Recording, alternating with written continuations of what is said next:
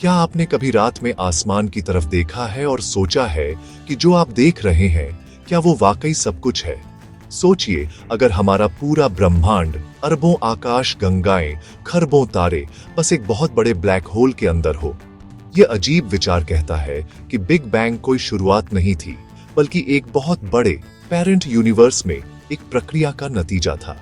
Black hole और big bang के गणित में चौंकाने वाली समानताएं हैं। दोनों में सिंगुलैरिटीज शामिल हैं, यानी अनंत घनत्व वाले बिंदु।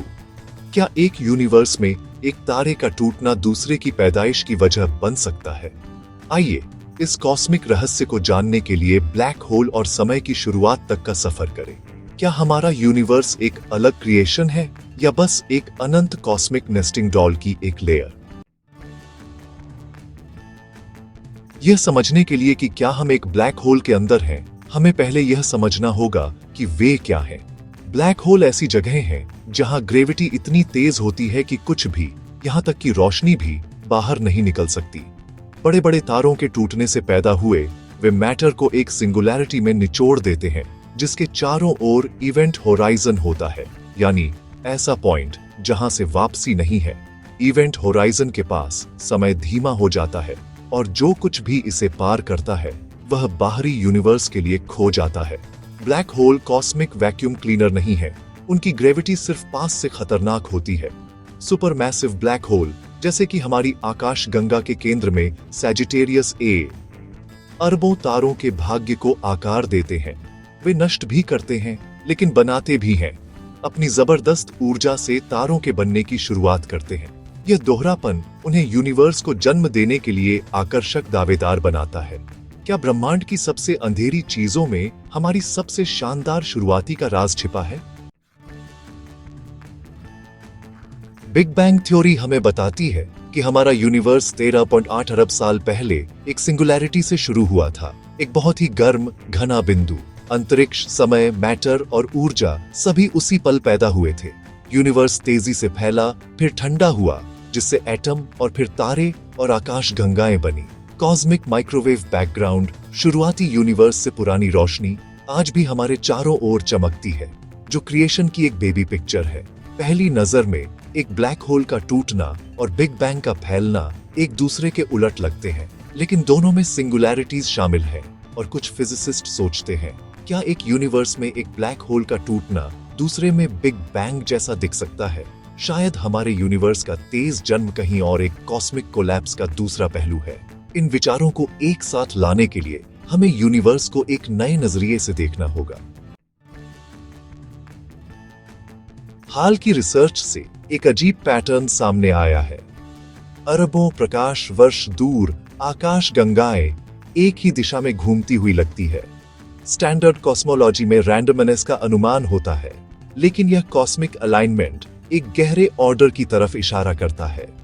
जब एक घूमता हुआ तारा एक ब्लैक होल में टूटता है तो उसका घूमना तेज हो जाता है, जिससे स्पेस टाइम ही मुड़ जाता है।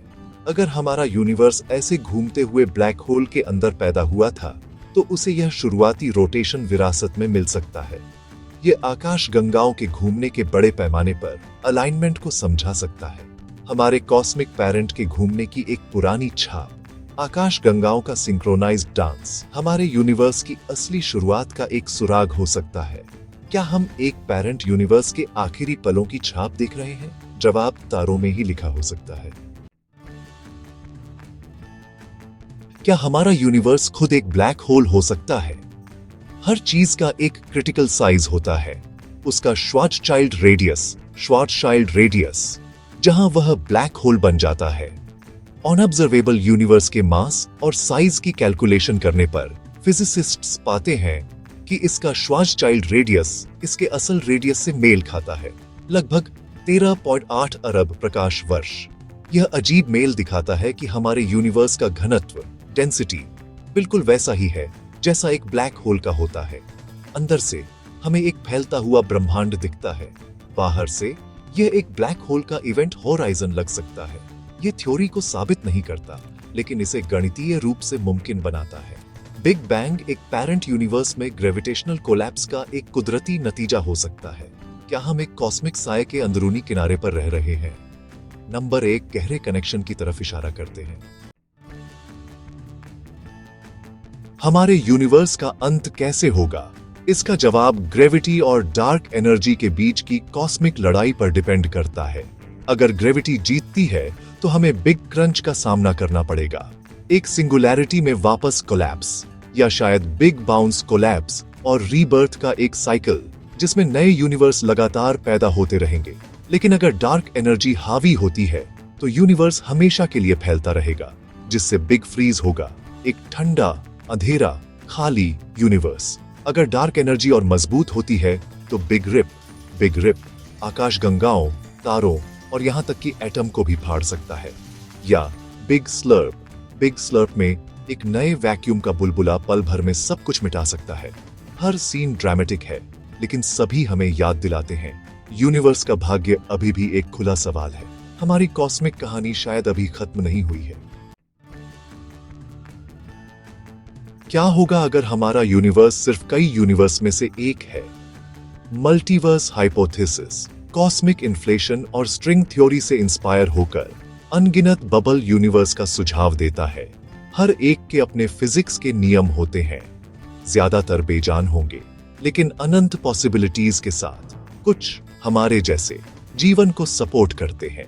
यह विचार समझा सकता है कि हमारा यूनिवर्स अस्तित्व के लिए इतना परफेक्टली ट्यून्ड क्यों लगता है। हम लकी नहीं हैं, हम बस वहीं मौजूद हैं जहां कंडीशन अलाउ करती है। फिलहाल इसका टेस्ट नहीं किया जा सकता, लेकिन मल्टीवर्स कॉस्मिक फाइन ट्यूनिंग की पहेली का एक बोल्ड जवाब देता है। कहीं और दूसरे यूनिवर्स भी वही सवाल पूछ रहे होंगे। अब हर ब्लैक होल को एक नए यूनिवर्स के लिए एक गेटवे के तौर पर सोचिए। एक कॉस्मिक रशियन डॉल।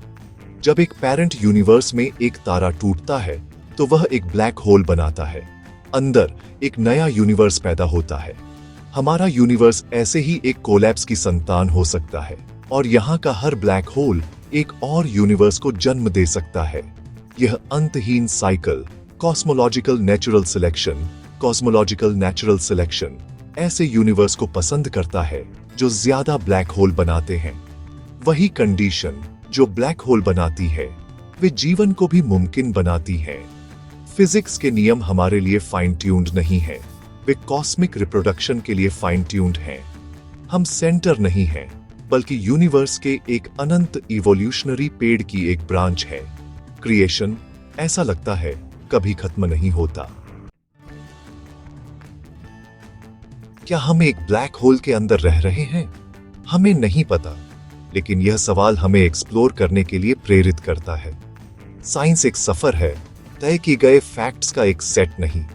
हर discovery, dark energy, galaxy alignment, cosmic coincidence नए रहस्य खोलती है। यह विचार कि हमारा यूनिवर्स किसी बड़ी चीज का हिस्सा है विनम्र और विस्मयकारी है। यह हमें सवाल करते रहने, खोजते रहने और कभी भी सोचना बंद न करने की याद दिलाता है। जब आप तारों को देखते हैं तो क्या आप बाहर देख रहे होते हैं या अंदर?